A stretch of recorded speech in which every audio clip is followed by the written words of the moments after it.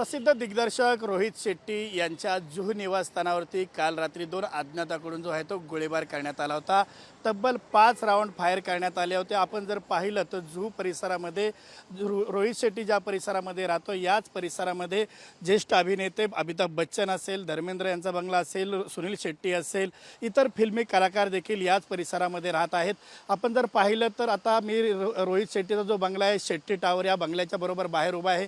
रात्री जी फायरिंग झाली होती या ठिकाणी 5 राऊंड फायर करण्यात आले होते। दृश्यामध्ये जर पाहिलं तर या ठिकाणी तब्बल 3 राऊंड जे आहे ते रोहित शेट्टीच्या पहिल्या मजल्यावरील काच जे आहे गॅलरीची काच आणि त्या खालचा पट्टा असेल किंवा ती संरक्षक वॉल आहे या ठिकाणी हे 3 राऊंड फायर झाले होते। आपण दृश्यामध्ये पाहिलं तर काचेला जो तडा देखील गेलेला आहे। अगदी सलमान खान यांच्या घरावर जसा गोळीबार झाला होता तशाच पद्धतीचा गोळीबार हा रोहित शेट्टी याच्या घरावर देखील झालेला आहे। यामुळे चित्रपट सृष्टीमध्ये आता कुठेतरी मोठी खळबळ माजली आणि यामुळे जुहू पोलीस असतील किंवा मुंबई क्राईम ब्रांच असेल या पोलिसांचे जे पथक आहे ते रात्रीपासूनच या ठिकाणी घटनास्थळावर दाखल झालेले आहेत। यानंतर पाहणी करण्यात आली, सीसीटीव्हीची पाहणी केली। तब्बल 100 पेक्षा अधिक सीसीटीव्ही फुटेज ताब्यात घेतल्यानंतर या ठिकाणी 2 तरुणांकडून हा गोळीबार करण्यात आल्याची माहिती जी आहे ती सीसीटीव्ही पाहिल्यानंतर पोलिसांना समजली होती। आणि मात्र आता हा तपास चालू असतानाच या ठिकाणी फॉरेन्सिकच्या टीम देखील दाखल झाल्या। फॉरेन्सिकच्या तब्बल 2 टीम या ठिकाणी दाखल झालेल्या आहेत आणि आता हा संपूर्ण घटनेचा तपास जो आहे तो मुंबई पोलिसांच्या माध्यमातून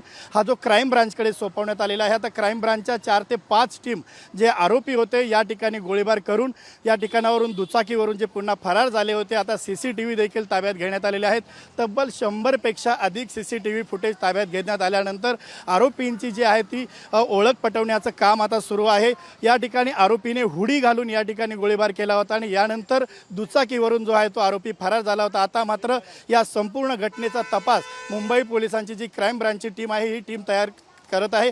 साधारणपणे 4 ते 5 टीमच्या माध्यमातून हा तपास सुरू केला। तर नेमका गोळीबार का केला, हा स्टंट होता किंवा नेमका गोळीबार करण्याचा उद्देश काय होता हे मात्र आरोपींना पकडल्यानंतरच समजणार आहे। कॅमेरा पर्सन विक्रम सावंत, मी संजय गडदे, साम टीव्ही न्यूज, मुंबई। देश विदेशातील प्रत्येक घडामोडींचे लाईव्ह अपडेट मिळवण्यासाठी आता साम टीव्हीच्या सर्व सोशल मीडिया प्लॅटफॉर्मला लाईक, फॉलो आणि सबस्क्राईब करा।